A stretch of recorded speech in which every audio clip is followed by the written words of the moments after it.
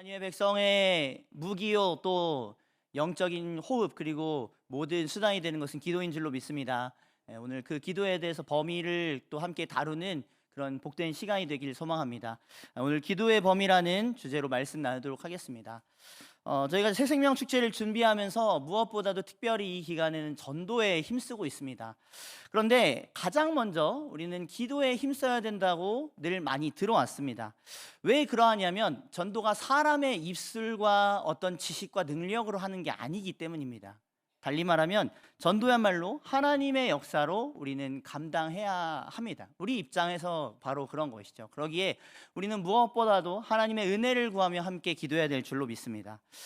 제가 이것에 대해서 조금 의문을 가졌을 때가 있었습니다. 저는 이제 대학생 선교회 CCC를 이제 훈련을 받았는데 그 이제 캠퍼스에서 공부를 하다가 이제 점심 시간이 되면 저희가 전도 모임이들 있었습니다. 그러니까 월요일부터 금요일까지 수업을 끝나고 점심 때 이렇게 함께 모여서 전도하러 나가는 것이죠. 그런데 모여서 일단 시작을 뭘로 했냐면 기도로 했습니다. 기도를 뜨겁게 하고 나갑니다. 그래서 꽤나 긴 시간 기도한 것 같은데 이제 나가자라고 해서 이제 같이 전도를 나갔고요. 전도하고 돌아와서 또 이제 기도를 합니다. 그리고 만났던 영혼들을 구체적으로 생각하면서 기도를 합니다.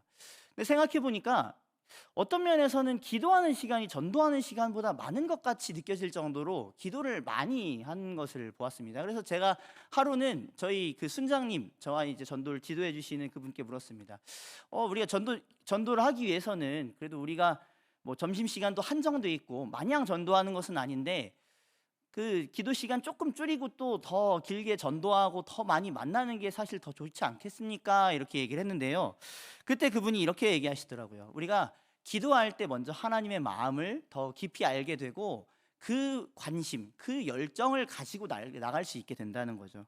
그리고 그 영혼 구원에 대한 일도 하나님께서 하셔야 하기 때문에 우리는 무엇보다 더 기도를 앞서는 것입니다. 이렇게 이야기를 해주셨습니다. 여러분들도 어떠십니까? 우리 신일교회는 기도와 전도로 특징 짓는 교회입니다. 그래서 사실 새생명 축제를 준비하면서도 가장 우리가 많은 부분에 또 무엇을 하고 있냐면 기도를 하고 있습니다. 그래서 우리 중직자분들 중심으로 또 목자들 중심으로 릴레이 금식 기도회를 지금 계속 40일간 진행 중이고요. 또 무엇을 하죠? 이제 조만간 또 새생명 축제를 위한 연속 심야 기도회도 합니다. 원래 세일회를 했는데 이번에는 또 추석이 껴있어서 2주만 하게 되지만 이렇게 기도회를 하고요. 또 우리가 수시로 새생명 축제 강사분들과 또 여러 가지 주제들을 가지고 기도에 힘쓰고 있습니다. 자, 왜 그런 것입니까? 기도야말로 영혼의 구원의 승부처이기 때문입니다. 그래서 여러분 이 기도에 우리가 합심하여 나아갈 수 있는 남은 후반기가 되실 수 있길 주님의 이름으로 축원드립니다. 그렇게 기도할 때 우리는 우리의 영혼에 주신 그 구원의 값진 보물을 더 깊이 깨닫게 되고 열정으로 더 전도에 나아갈 수 있다는 거죠. 전도를 위한 동력에 우리가 기도를 앞세워야 할 것입니다. 자, 오늘 본문에서도 이러한 기도를 할 것을 강조하고 있습니다. 오늘 본문 1, 2절뿐만 아니라 이 단락이 이제 7절까지 이렇게 포함이 되는데 여기에서는 사도 바울이 모든 사람의 구원을 위하여서 기도하라는 것을 강조하고 있습니다. 이것에 대해서 신약학자 루크 티모시 존스라는 학자가 이렇게 요약을 하고 있습니다. 모든 사람을 위하여 기도를 요청하는 것은 2장 1절에서 7절에 나오는 보편적인 진술 중 첫 번째입니다. 하나님은 모든 사람의 구원을 원하시고 4절에 나옵니다. 그리고 예수님은 하나님과 사람들 사이의 중보자이시다. 5절에 나오고요.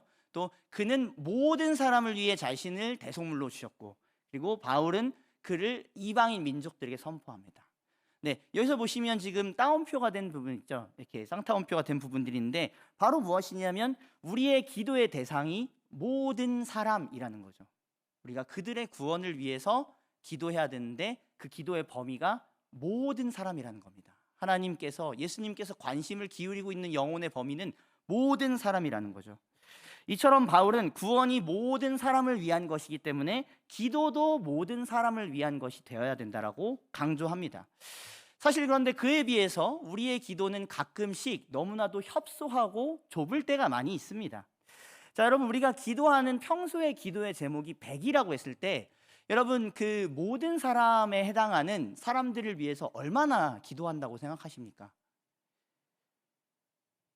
답이 없으신 거 보니까 여러분들은 다 100으로 기도하고 계신 것 같습니다. 근데 사실 30만 해도 저는 훌륭하다고 생각합니다. 사실 우리의 대부분의 많은 기도는 우리와 관련된 사람들에게 집중될 때가 많이 있죠. 그렇지 않습니까? 예전에 그래서 제가 관련해서 기도학교라는 주제로 세미나를 들은 적이 있었는데, 여기서 기도의 요소를 4가지로 가르쳐 주더라고요. 그게 앞글자를 따면은 사도행전의 영어인 act가 됩니다. ACTS 이렇게 되는데, 어도얼레이션, 경배와 찬양, 그리고 컴패션, 죄의 고백, 그리고 땡스기빙, 감사, 그리고 마지막에 서플리케이션, 이게 이제 간구입니다. 요 4가지 요소가 있다는 거죠. 그래서 그렇게 가르친 다음에 이 강사가 물어봤습니다. 여러분들은 주로 어떤 기도를 많이 하십니까? 라고 대답했는데, 거기에 참여한 대다수의 사람들이 뭐라고 했냐면, 대부분의 기도를 간구에 기도하고 있습니다. 간구를 위한 기도 제목에 기도하고 있다라고 그렇게 얘기를 한 거죠.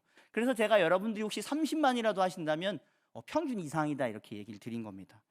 자, 여러분들도 혹시 그렇진 않으십니까? 그러니까 하나님과의 관계와 관련된 경배와 찬양, 죄의 고백, 감사, 이런 것들을 우리가 많이 기도하기보다는 우리가 주로 달라는 기도, 무엇 주십시오, 무엇 주시옵소서, 주시옵소서 믿습니다 하는 그런 기도들을 많이 하죠.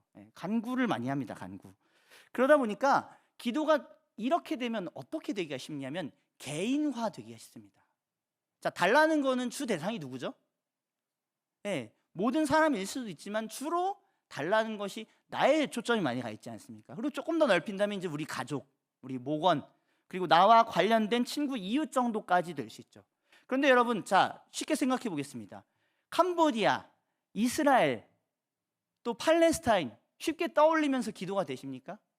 어렵죠. 그래서 우리가 사실 그런 기도만 계속 하다 보면 하나님의 관심사, 하나님의 관점으로 보기보다는 우리 중심의 관점으로 본 기도의 범위에 머무를 때가 많이 있다는 겁니다. 그런데 희한한 것은 그런 아까 말씀드린 경배와 찬양, 감사, 죄의 고백, 하나님과의 관계에 대한 기도가 늘어나면 늘어날수록 우리에게는 새로운 제목들이 떠올려집니다.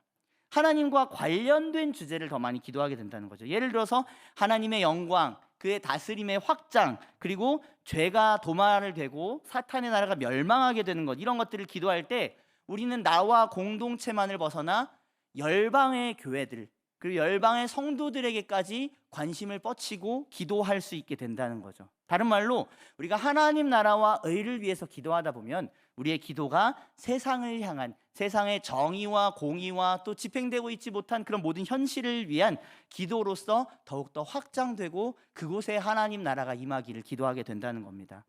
여러분, 그러기에 우리가 그렇게 기도의 범위를 넓혀 우리가 살고 있는 도시와 지역, 나라와 열방을 위해서도 더욱더 많은 기도 제목으로 기도할 수 있기를 바랍니다.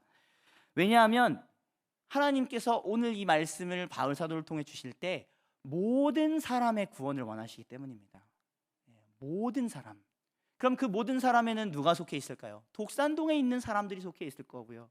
광명에 있는 사람, 서울에 있는 사람, 경기도에 있고 이 대한민국 또 열방의 모든 사람이 다 포함되겠죠. 그러니 우리는 그것들을 생각하면서 기도할 수 있어야 하겠습니다. 그런 기도가 또 절실히 필요합니다. 생각해 보면 우리도 누군가가 우리의 영혼을 위해서 기도했을 것입니다. 제가 어느 순간 그걸 느꼈을 때가 언제였냐면 제 모교회에서 저희 어머니가 이제 권사님이신데 저희 어머니가 권사님이시다 보니까 저는 잘 모르는데 저를 친하게 생각하시는 어른들이 많았습니다. 그러니까 그분들은 오시면 어때요? 막 이렇게 친하게 대해주시고 가끔은 이제 좀 이렇게 혼내기도 하시고. 근데 뭘 말하시냐면 꼭 내가 너를 위해 기도하고 있다. 그때 문득 생각이 드는 게 뭐냐면 우리 가족만 나를 위해 기도하는 것이 아니라 누군가가 나를 위해 기도하고 있구나. 달리 말하면 그럼 어떤 겁니까? 제가 아직까지 구원받는 믿음이 확실치 않을 때도 저희 어머니를 통해 그 기도 제목을 들은 우리 아들이 구원받았으면 좋겠습니다라고 기도하는 걸 들은 목원분께서, 친한 분께서 저의 구원을 위해서 기도해 주셨겠죠. 이해되십니까? 자, 달리 말해서 여러분들이 지금 여기에서 기도할 수 있는 것은, 여기서 구원받은 자녀로 있을 수 있는 것은 다른 누군가가 여러분들을 위해 기도하셨고 전도하셨기 때문이겠죠. 그러므로 우리도 그 누군가, 알지 못하는 그 누군가일지라도 그들을 위해서 기도해야 됨이 마땅하지 않겠습니까? 사랑하는 성도 여러분, 그렇게 우리의 기도에 관심을 넓힐 수 있는 귀한 은혜가 있으시길 소망합니다. 그리고 이것은 정말 많이 필요한 것이요. 왜 그러냐면 세상이 그만큼 녹록하지 않기 때문입니다. 죄와 세상과 사단의 권세가 굉장히 복음을 가로막고 장벽을 치고 있기 때문에 우리는 이것을 인지하면서 기도하고 그 사람들을 위한 기도의 필요가 있다는 것을 짐작하면서 기도의 장벽을 뚫어 나가야 됩니다. 예를 들어 보겠습니다. 저도 이것을 국내에만 있을 때는 이렇게 잘 못 경험했었는데 이제 2년 동안 우리 교회에서 또 이렇게 귀하게 배려해 주셔서 캄보디아를 다녀왔지 않습니까? 자, 그 캄보디아를 이제 다녀오면서 거기 이제 주 종교가 불교입니다. 그리고 그 이제 선교사님께 특강을 들어보니까요, 불교이긴 하지만 그 기저의 뿌리에는 또 힌두교 사상이 흐르고 있다라고 합니다. 만신이죠. 자, 그러다 보니까 그들이 표면적으로 불교 행위들과 이런 모든 뭐 사찰들도 짓고 하긴 하는데 그들의 깊은 무속 신앙 같은 신앙 개념에는 이 힌두교 사상이 있고 그 신들을 섬기는 문화가 있었다는 거죠. 자, 그러면서 그들이 어떻게 생각하냐면 모든 신들을 다 긍정적으로 받아들이더라고요. 그러니까 선교사님들께서도 어떻게 얘기를 하냐면 복음 전도하는 데는 쉽다고 하십니다. 복음을 잘 듣는데요, 매너 있게 듣고 영접 기도까지 다 한다고 합니다. 그런데 대를 이어서 양육되고 훈련되는 사람이 나오긴 너무나도 어렵대요. 왜 그럴까요? 그 이유를 캄보디아에서 저도 이제 땅을 밟아보면서 보니까 집집마다 우상들을 다 이렇게 가정 우상들을 세워놓고 집 앞에도 있고 집 안에도 있고 이런 것들을 보았습니다. 그러니까 그 사람들의 이 집에 벌써 형태를 보고도 아는 거죠. 자, 예를 들어서 여러분 다 이제 우리는 하나님을 믿지 않습니까? 그런데 집에다 불상 두고 집에다 힌두상 올려놓은 분 없지 않겠습니까? 그렇죠? 우리는 유일하신 하나님을 고백하는 그 바른 신앙을, 유일 신앙을 갖고 있기 때문이죠. 그런데 이들은 만신이기 때문에 자기에게 유익이 된다면 뭐든지 다 갖다 놓는 겁니다. 그러니까 복음을 듣고 예수님이라는 신을 알았으니까 예수님이라는 신도 이제 내가 가지고 있는, 예를 들어서 5개다 하면 그 5개의 신에 이제 6개로 추가가 돼 있는 겁니다. 그러다 보니 고난이 오고 예수님만을 믿어야 된다라고 할 때 그 부분이 부딪히게 되면 어려움이 있는 것이죠. 자, 게다가 그 캄보디아의 이제 다음 세대들을 키우시는 우리 선교사님들의 그런 노력을 보다 보는데 문제는 그 아이들 중에 상당수가 이제 청년이 되면 떠난다는 겁니다. 왜 그런가 하니 이제 성인이 되면 그들이 가족 종교를 받아들여야 될 것을 강요받는다고 합니다. 그러니까 이제 너가 그동안은 기독교 신앙 뭐 가지고 교회 다녔어도 이제는 불교 신자가 돼야 된다는 거죠. 가족들을 따라야 된다는 겁니다. 만약 근데 그렇게 하지 않는다면 이제 집안에서 불이익이 가해진다는 거죠. 심지어는 가족과 관계를 끊을 위기까지도 온다고 합니다. 자, 이처럼 여러분 복음이 전해지기 위해서 다양한 장벽들이 있습니다. 다른 나라 문화권에는 마찬가지고 우리나라도 그렇습니다. 여러분 우리나라의 지금 자녀 세대로 내려갈수록 점점 더 신앙을 갖는 것이 어렵다는 거 알고 계십니까? 목회 데이터 연구소의 이 지표에 의하면 이제 우리나라가 무신론자들이 신앙을 가진 이들, 종교인들 전체의 비율을 넘어서게 됐습니다. 근데 그것을 가장 앞세우고 있는 세대가 어디냐면 젊은 세대입니다. 그러니까 내려가면 내려갈수록 종교를 가지고 있는 사람의 비율이 현저하게 적어집니다. 심지어는 10대에서는 80% 정도까지 무신론의 비율이 나타난다고 합니다. 자, 그러다 보니까 어떻습니까? 그들에게 교회를 가자고 했을 때 교회를 가고자 하는 호의적인 마음이 더 빨리 다가오겠습니까? 아니면 친구들이 한마디씩 더해서 안 나갈 이유들이 더 많겠습니까? 우리 자녀들이 지금 세대가 속한 곳이 그렇습니다. 그러니까 마냥 내가 기도하고 있으니까 뭐 언젠간 돌아오겠죠 라고 생각하지만 아닐 수도 있다는 거죠. 우리는 이런 모든 세계를 위해서도, 이런 배후의 역사하는 세계가 회파되기를 위해서도, 그곳에 하나님 나라의 임재가 있기를 위해서도 기도해야 될 줄로 믿습니다. 우리의 기도의 제목의 범위가 그렇게 깊어지고 넓어지고 또 높아졌으면 좋겠습니다. 바라건대 오늘 그러한 기도를 더욱더 넓히실 수 있는 저와 여러분들 될 수 있기를 소망합니다. 자, 이런 기도와 관련해서 이 기도의 범위에 대해서 복음주의를 이끈 존 스토트 목사님이 이렇게 말을 하고 있습니다. 몇 해 전에 나는 어느 교회 공정 예배에 참석한 적이 있다. 목사님 휴가를 맞아 부재 중이었고 한 평신도 장로가 목회에 기도를 했는데 제가 그냥 내용을 좀 요약해서 말씀드리겠습니다. 그러니까 휴가를 위해서 기도했고 또 회중을 위해서, 건강을 위해서 기도한 거 다 좋죠. 자, 그런데 그 다음 페이지 보시면, 자, 그런데 그 기도가 전부였습니다. 그러면 이 기도가 어디서 끝난 거죠? 이 교회 안에서 끝난 겁니다. 그래서 존 파이퍼 목사님이 어떤 걸 느꼈냐면 나는 그 교회가 그들 스스로 고안해낸 작은 마을의 신을 섬기고 있다는 느낌을 떨쳐버리지 못했다라는 거죠. 거기에는 세상의 필요에 대한 인식이 없었고 기도로 세상을 끌어안고자 하는 시도가 없었다는 겁니다. 그래서 이 존 스토트 목사님이 우리가 지금 이렇게 정의와 평화의 하나님 나라가 오는 것이 늦은 이유가 혹시 우리가 기도하고 있지 않은 것은 아닌가, 기도하는데 우리가 범위를 넓히고 있지 않은 것은 아닌가, 이렇게 생각을 하셨다고 합니다. 그래서 마지막 줄, 전 세계에 있는 하나님의 백성이 믿는 마음과 인내하는 마음으로 기도하기를 배울 때 성취되지 않을 일이 무엇이겠는가. 저와 여러분들이 그렇게 기도의 열쇠를 가지고 하나님 나라를 임하게 할 수 있는 귀한 믿음의 신자로서 나아갈 수 있는 은혜가 있길 주님의 이름으로 축원드립니다. 그렇게 우리가 기도의 범위를 넓혀가야겠죠. 우리의 기도가 어떻게 정말 하늘 보좌를 움직이고 이 땅을 움직이는지 경험할 수 있는 저와 여러분들이 될 수 있기를 바랍니다. 자, 그러면 어떻게 그러한 기도를 할 수 있을까요? 어떻게 기도의 범위를 넓힐 수 있겠습니까? 오늘 본문을 통해 두 가지로 우리가 생각해보고 적용을 하면 좋겠습니다. 자, 첫 번째입니다. 같이 한번 읽어볼까요? 모든 사람을 위한 기도를 우선순위로 삼아야 합니다. 모든 사람입니다. 자, 나는 기도할 줄 몰라요, 나는 기도 제목이 없어요 하시는 분들이 신방하다 보면 꽤나 있습니다. 기도할 제목이 뭔지를 모르시다 보니까 특징이 기도의 시간이 짧습니다. 왜요? 기도할 거리가 없잖아요.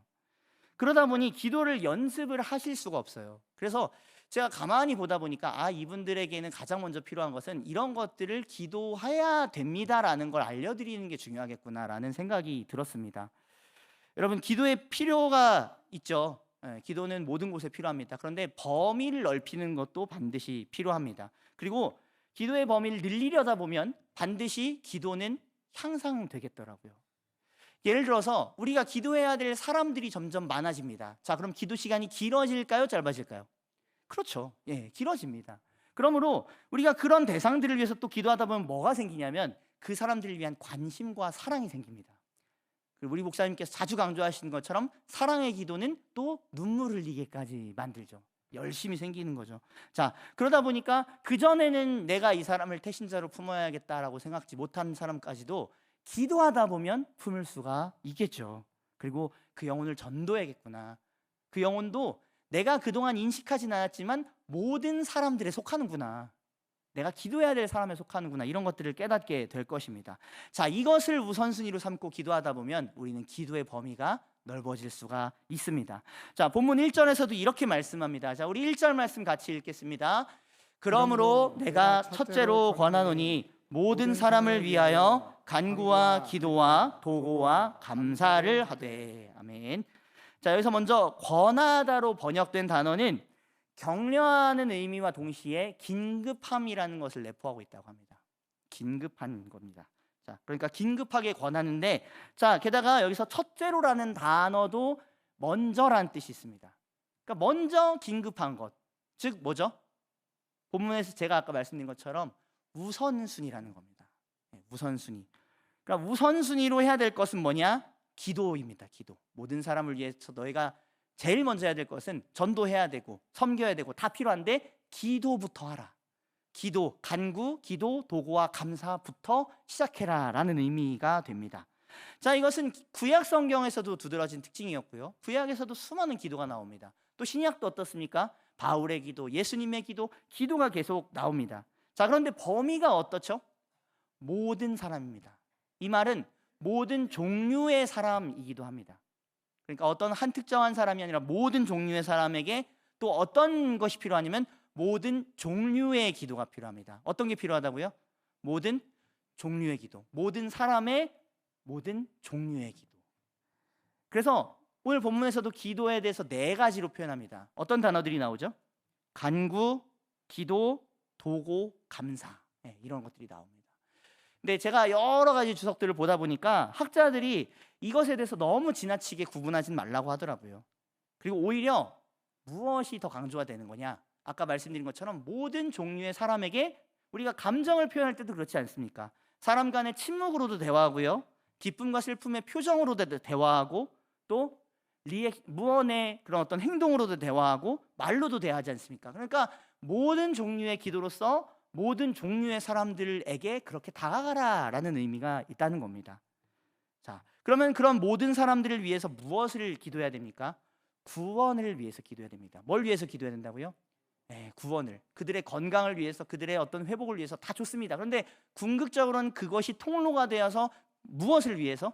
그들의 구원을 위해서, 모든 사람의 구원을 위해서 우리는 기도해야 됩니다. 본문 디모데전서 2장 4절에서는 이렇게 말씀합니다. 우리 함께 읽어보겠습니다. 하나님은 모든 사람이 구원을 받으며 진리를 아는 데 이르기를 원하시느니라. 아멘.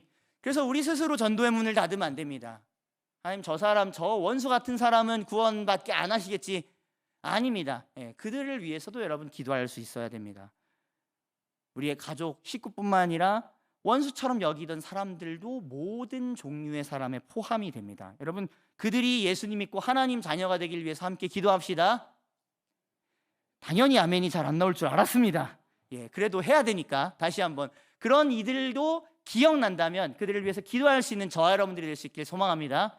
왜요? 하나님은 모든 사람이 구원을 받으며 진리를 아는 데 이르길 원하시기 때문입니다. 자, 그러면서 여러분들이 이런 기도를 많이 할 수 있는 곳이 있습니다. 바로 어디냐면 여기입니다. 기도회에 나오시기 바랍니다. 새벽과 수요 기도와 금요 기도회 때 우리는 평소에 하지 않았던 기도 제목들로 기도하게 됩니다. 우리 교회에서 어떤 일을 하고 있었는지 잘 몰랐는데 교회가 하고 있는 구체적인 사역들을 저희가 기도 제목으로 드립니다. 그런 것들을 위해서 기도하고, 또 우리 담임 목사님 어떠십니까? 지금 총회가 계시죠? 총회를 위해서도 기도해야 됩니다.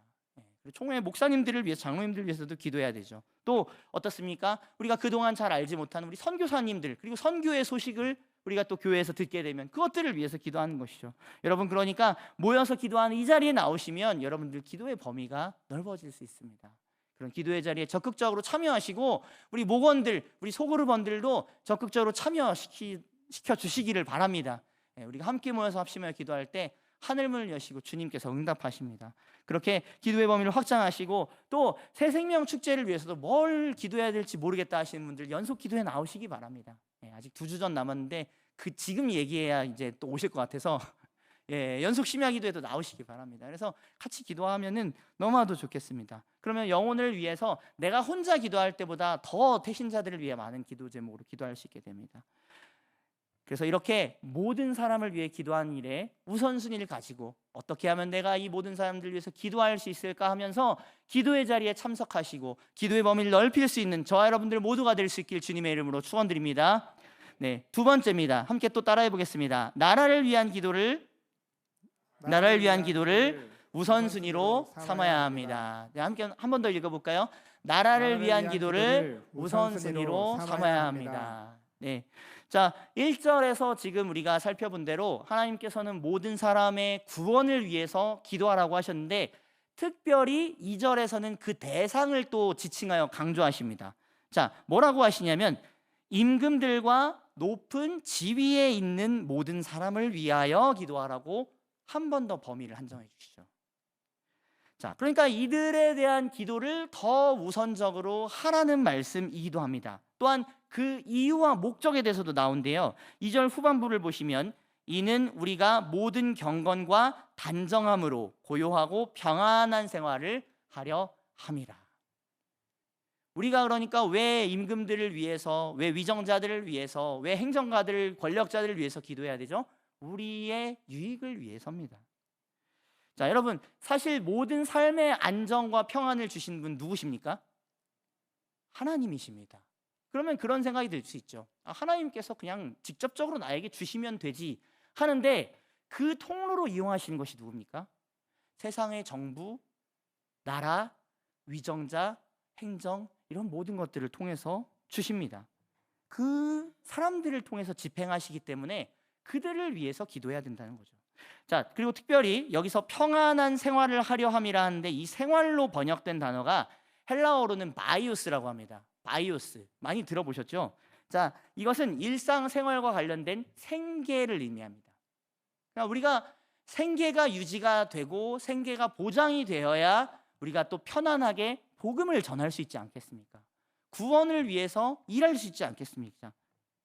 그러기에 바울도 이것을 위해서 기도하라는 거죠. 모든 사람들이 그 정권의 치하에서 복음을 전하는데 편할 수 있는 환경이 될 수 있도록. 그러니까 내전이 일어나고 내란이 일어나고 물론 그 가운데도 복음의 역사는 일어납니다. 하지만 우리가 평안한 환경일 때 더 복음 전하기가 쉽겠죠. 자, 그러기에 이것을 위해서 기도하라는 거죠. 이것은 사실 바울만이 딱 얘기한 게 아닙니다. 구약 성경의 전통에서도 그 이방 나라이지만 우리를 붙잡고 있는 그 식민지를 삼은 그 지배하는 나라지만 그 나라를 위해서 기도하라는 사상이 이미 있습니다. 자, 우리 예레미야 29장 7절 말씀 같이 한번 읽어보도록 하겠습니다. 함께 읽겠습니다. 너희는 내가 사로잡혀 가게 한 그 성읍의 평안을 구하고 그를 위하여 여호와께 기도하라. 이는 그 성읍이 평안함으로 너희도 평안할 것입니다. 네. 그러니까 독립운동하는 것도 중요하고 다시 성전으로 돌아와 하나님께 예배할 수 있는 자유를 얻게 되는 것도 다 중요하지만 그러나 내가 너희를 포로 삼고 너희를 그 땅 가운데 일정 기간 둔다면 그곳에 있을 때는 너희의 기도가 그 독립운동 다시 성전에서 예배할 수 있는 그것을 먼저 구할 것이 아니라 그 땅의 평안을 구하라는 겁니다. 그래야 너희가 그 가운데서 예배할 수 있고 그 가운데서 하나님을 찾을 수 있다는 거죠. 거기서 다시 또 혼란이 일어나면 어떻게 되겠습니까? 우리가 사실 굉장히 신앙생활이 어떤 기본값이 있는 것 같지만 그렇지만 않습니다. 여러분 갑자기 다리가 다치면 어떻게 되겠습니까? 골절이 일어나면 교회 오고 싶어도 오실 수가 없지 않겠습니까? 갑자기 또 사고가 나면 어떻습니까? 병원에 입원해야 되면 교회 올 수가 없습니다. 또 집안에서 분란이 일어났습니다. 교회 오기가 어렵습니다. 마찬가지로 나라가 뒤집혀지고 싸움이 일어나고 내전이 있고 홍수가 일어나고 천재지변으로 인해서 같이 모일 수가 없다면 그들이 예배할 수조차 없겠죠. 그러니까 그런 부분에 있어서 너희는 이 나라와 이 나라가 다스리는 모든 치하의 이 부분들을 위해서 기도해야 된다라는 것입니다. 그러니까 사도 바울도 그러기에 로마서에서 위정자들을 위해서 너희가 선을 행하라고 말합니다. 왜냐하면 그들이 너희를 또 벌할 수 있는 권한을 가지고 있다이기 때문입니다.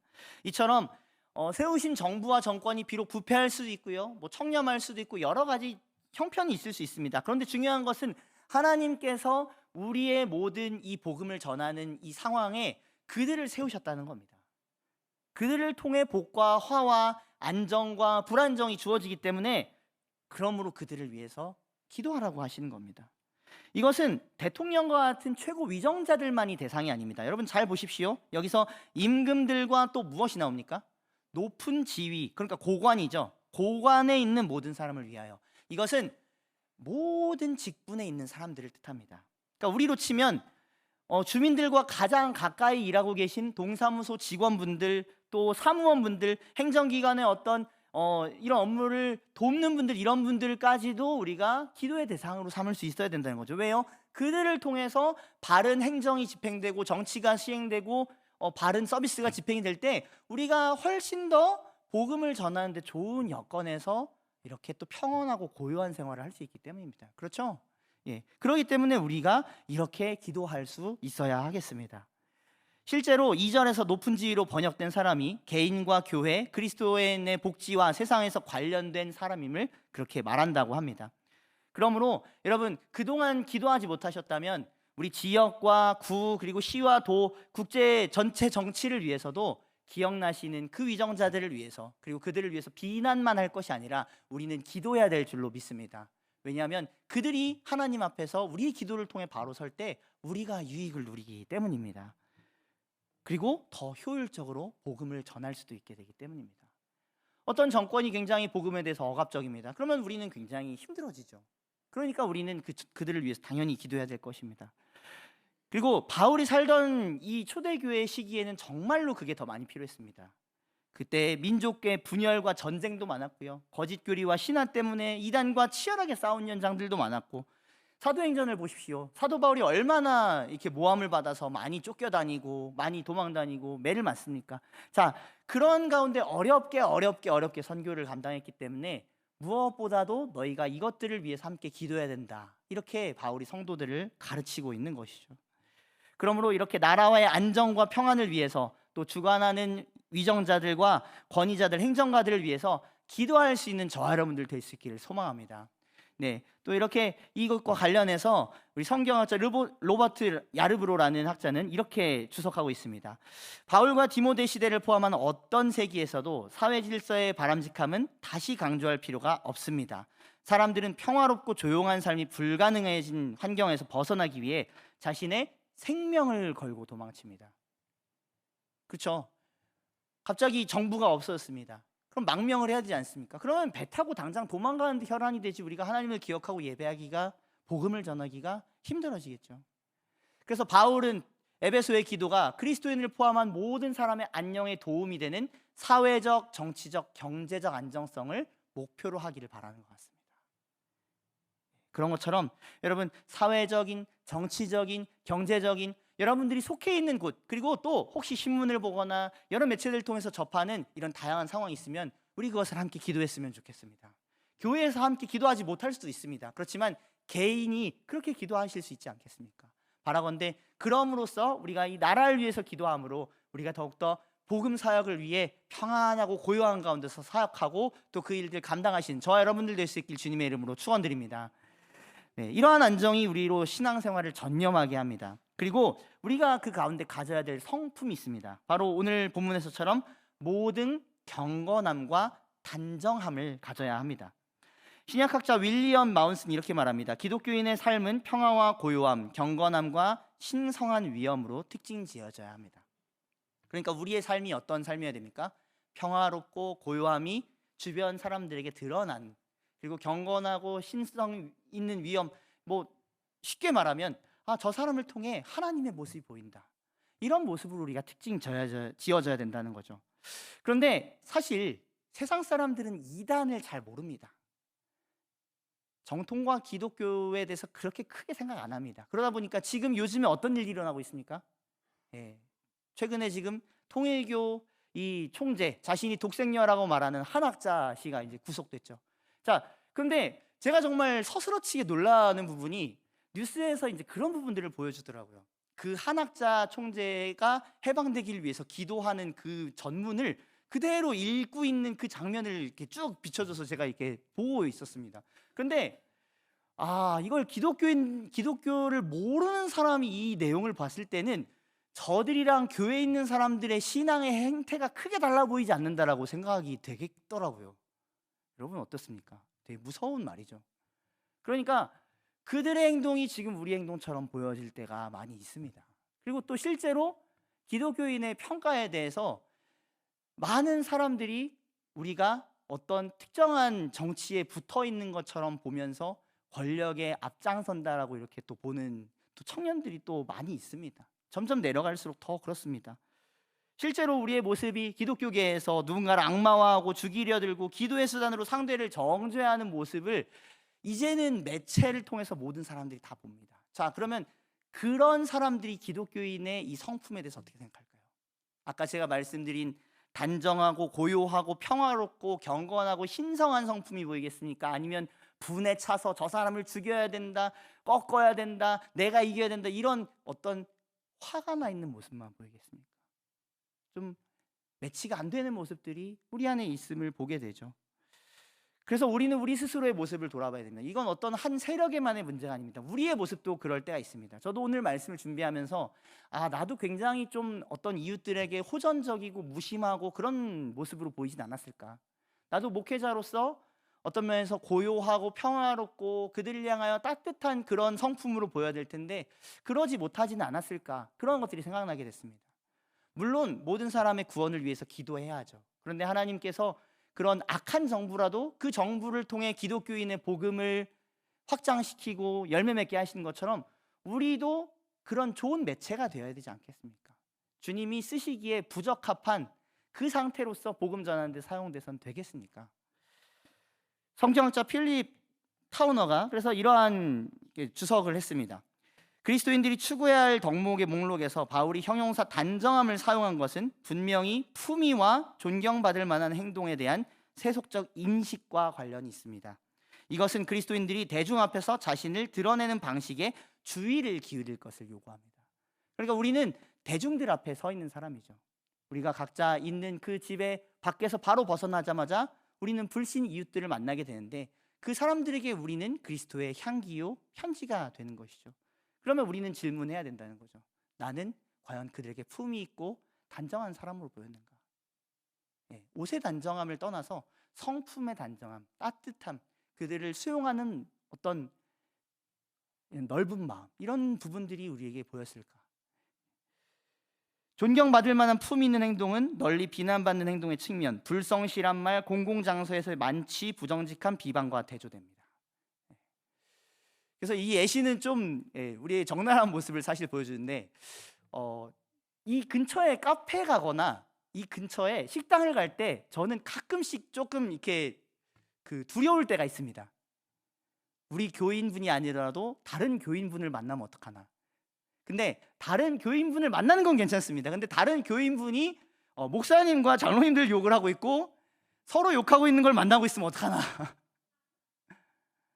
어떡하지 싶죠. 근데 여러분들도 그런 분들 마주치시지 않습니까? 심지어는 가끔 우리도 또 흥분하다 보면 그렇게 또 믿지 않는 이웃들이 옆에 있는데 그런 품이 없고 단정하지 못한 행동으로 설 때가 또 많이 있지 않습니까? 그래서 우리는 오늘 이 시간에 기도해야 될 이 필요성도 중요하게 느끼는 만큼 우리 자신을 위해서도 기도해야 될 줄로 믿습니다. 하나님, 나를 품이 있고 단정하고 정말 고요하고 평안한 성품의 자로 드러내게 해주셔서 주의 복음을 전하는데 내가 방해가 되는 자가 아니라 오히려 기쁨으로 드러나게 하는 자가 되게 하여 주시옵소서.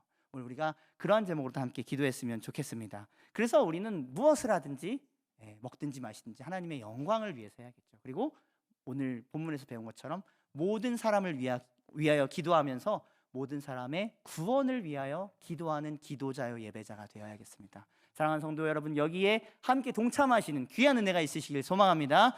말씀을 맺겠습니다. 그래서 오늘 기도의 범위에 대해서 함께 짧게 이야기를 나눴는데, 그래서 우리는 모든 사람을 기억하고 기도해야 합니다. 저와 여러분들의 기도가 모든 사람들을 위한 기도로 확장되는 은혜가 있기를 주님의 이름으로 축원드립니다. 그래서 더 많은 기도 제목을 우리가 기도할 수 있으면 좋겠습니다. 그래서 저도 이제 요즘에 무엇을 하고 있냐면 인터넷에 쳐보시면 36524 이 숫자들을 치면 기도 사이트가 많이 나옵니다. 기도 사이트가 많이 나옵니다. 뭐냐면 365일 24시간 기도하는 그런 기도 제목들을 올려놓는 사이트들이 좀 있습니다. 그리고 저는 이제 특별히 또 제 카톡에서 그 관련된 어떤 곳에서 계속 피드를 받는 게 있거든요. 거기서 이제 매일 10시에 우리나라를 위한 기도 제목 하나 하고 또 세계를 위한 기도 제목 이렇게 하나씩 올려주시는데 그거 보면서 같이 기도합니다. 중요한 것은 그러다 보니까 어떻게 되죠? 기도의 제목이 넓어집니다. 그렇게 우리가 기도의 제목을 우리 스스로 넓히기 어렵다면 그런 방법을 사용하셔도 되고요. 또 한 가지 중요한 거 있습니다. 여러분 10월 날마다 솟는 샘물 꼭 구입하시기 바랍니다. 이번 주부터 판매하는데 거기에 뭐가 있냐면 열방을 위한 기도 제목이 나옵니다. 다 아시는데 제가 처음 얘기하는 거죠? 모르시는 분들도 계시다면 거기에 개인을 위한 기도 제목도 나오지만 열방과 나라를 위한 기도 제목이 있습니다. 그러면 그걸 보면서 이제 알게 되는 거죠. 아, 이 나라에 이러한 기도의 필요들이 있구나. 몰랐지만 이 제목을 보면서 이제 같이 기도하게 되는 겁니다. 사랑하는 성도 여러분, 어쨌든 그런 모든 것들을 통해 우리가 주님이 원하시는 그 눈높이에까지 기도의 범위가 확장되어 모든 사람을 위해 기도할 수 있는 저와 여러분들 될 수 있길 소망합니다. 또한 특별히 그 대상으로 앞세우신 게 누구죠? 바로 나라와 정부입니다. 우리가 정말로 그들을 위해서 기도해야겠습니다. 그리고 실제로 우리의 삶에 직간접적으로 연결되어 있는 동사무소나 어떤 구청이나 이런 곳에 계신 분이 있다면 여러분들이 그분들 만나실 때 이름이라도 알아두시게 된다면 그분들을 위해서도 우리가 기도하면 좋겠죠. 그러함으로 우리는 정말로 우리가 복음 전하는데 좋은 평안한 환경을 가지면서 또 우리도 좋은 성품으로 또 연단되는 가운데 우리는 주님의 아름다운 기도의 사자, 전도의 사자로 쓰임 받을 수 있을 겁니다. 그래서 오늘 그렇게 결단하시면서 나의 말과 삶을 통해 또 기도를 통해 하나님 나라를 확장시켜 가겠습니다. 그런 일에 아름답게 쓰임 받으며 기도의 범위를 넓히며 살아가신 저와 여러분들 모두가 될 수 있기를 주님의 이름으로 축원드립니다. 기도하겠습니다.